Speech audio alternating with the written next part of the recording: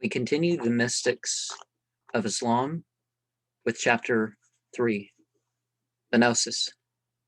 The Sufis distinguish three organs of spiritual communication: the heart, qalb, which knows God; the spirit, ruh, which loves him; and the inmost ground of the soul, sir, which contemplates him.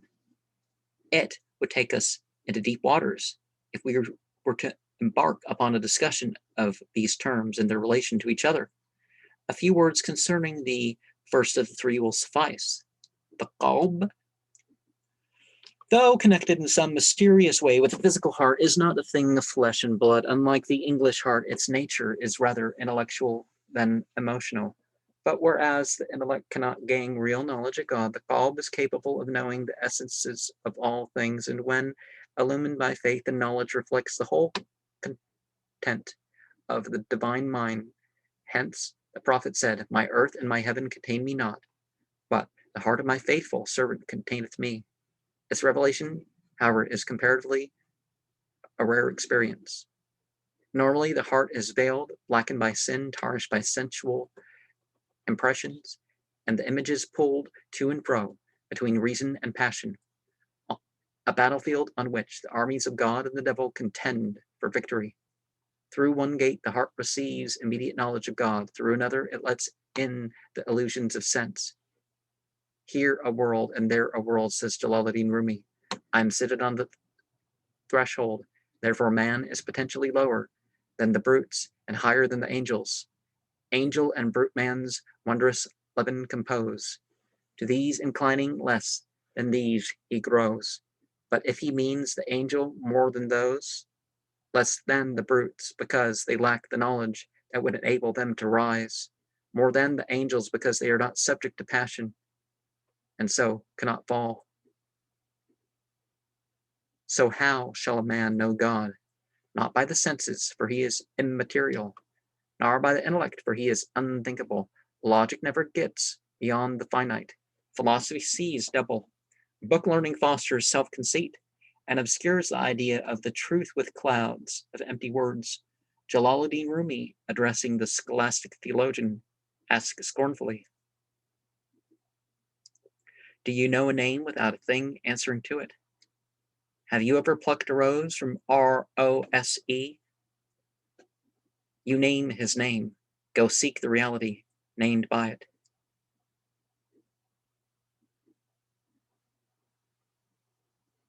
And I'm guessing maybe in Farsi you'd have the word rose spelled out. Look for the moon in the sky, not in the water. If you desire to rise above mere names and letters, make yourself free from self at one stroke. Become pure from all attributes of self, that you may see your own bright essence. Yea, see in your own heart the knowledge of the prophet. Without book, without tutor, without preceptor, this knowledge comes by illumination, revelation, inspiration. Look in your own heart, says the Sufi, for the kingdom of God is within you. He who truly knows himself knows God, for the heart is a mirror in which every divine quality is reflected. But just as a steel mirror, when coated with rust, loses its power of reflection, so the inward spiritual sense, which Sufis call the eye of the heart, is blind to the celestial glory, until the dark obstruction of the phenomenal self, with all its sensual contaminations, has been wholly cleared away. The clearance, if it is to be done effectively, must be the work of God, though it demands a certain inward cooperation on the part of man. Whosoever shall strive for our sake, we will guide him into our ways. Al-Quran, Surah 29, 869. Action is false and vain if it is thought to proceed from oneself, but the enlightened mystic regards God as the real agent in every act, and therefore takes no credit for his good works, nor desires to be recompensed for him. While ordinary knowledge is denoted by the term ilm, the mystic knowledge peculiar to the Sufis is called ma'rifat, or irfan. As I've indicated in the foregoing paragraphs, ma'rifat is fundamentally different from irfan, and a different word must be used to translate it. We need not look far for a suitable equivalent.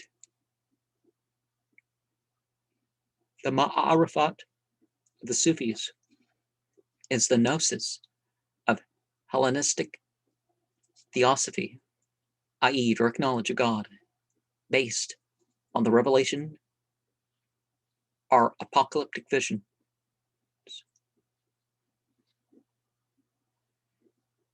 By revelation, I don't mean the book in the Bible. It is not the result of any mental process, but depends entirely on the will and favor of God, who bestows it as a gift from himself upon those whom he has created with the capacity for receiving it. It is a light of divine grace that flashes into the heart and overwhelms every human faculty in its dazzling beams. He who knows God is dumb, as in, you really know God, you stop expressing of yourself, you could say. I mean, you're still yourself, but you're speechless, in a way of speaking. The relation of gnosis to positive religion is discussed in a very remarkable treatise on speculative mysticism by Nefari, an unknown wandering dervish who died in Egypt in the latter half of the 10th century. His work, consisting of a series of revelations in which God addresses the writer and instructs him concerning the theory of gnosis, is couched in abstruse language and would scarcely be intelligible without the commentary which accompanies it. But its value has an original exposition of advanced Sufism.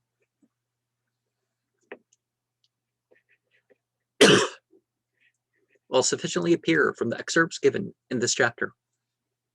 I am now engaged in preparing an edition of the Arabic text, together with an English translation and commentary.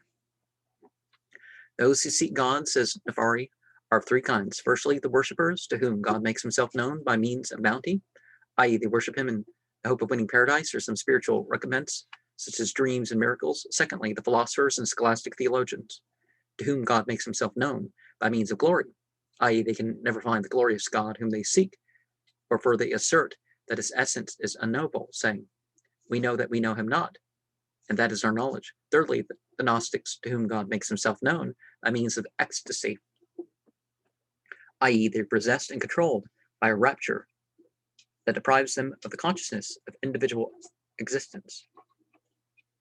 Well, it's other states, too. One can be even more full without the delusion of not being yourself anymore, or not having a self. Nefari bids the Gnostic perform only such acts of worship as are in accordance with this vision of God, though in so doing he will necessarily disobey the religious law which is made for the vulgar. The religious law can be made for the profane too. But some people treat it like it's just a social convention. His inward feeling must decide how far the external forms of religion are good for him.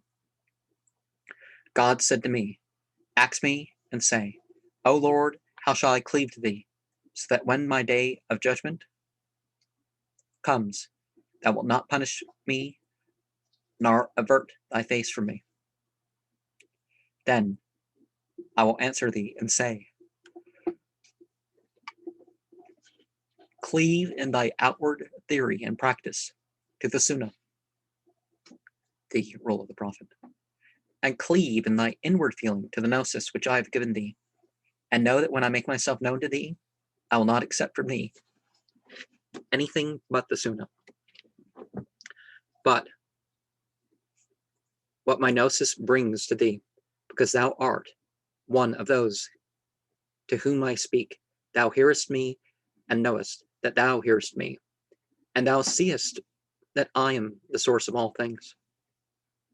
The commentator observes that the Sunnah, being general in scope, makes no distinction between individuals, for example, seekers of paradise and seekers of God, but in reality, it contains exactly what each person requires. The portion specifically appropriate in every case, is discerned either by means of gnosis, which God communicates to the heart, or by means of guidance imparted by a spiritual director. And he said to me, the exoteric revelation does not support my esoteric revelation. This means the Gnostic need not be dismayed if his inner experience conflicts with the religious law. The contradiction is only apparent. Religion addresses itself to the common herd of men, who are veiled by their minds, logic, tradition, and so on, whereas gnosis belongs to the elect, whose bodies and spirits are bathed in eternal light. Religion sees things from the aspect of plurality, but gnosis regards all-embracing unity. Hence, the same act is good in religion, but evil in gnosis, a truth which is briefly stated thus. The good deeds of the pious are the ill deeds of the favorites of God. Although works of devotion are not incompatible with gnosis, no one who connects them in the slightest degree with himself is a Gnostic. This is the theme of the following allegory.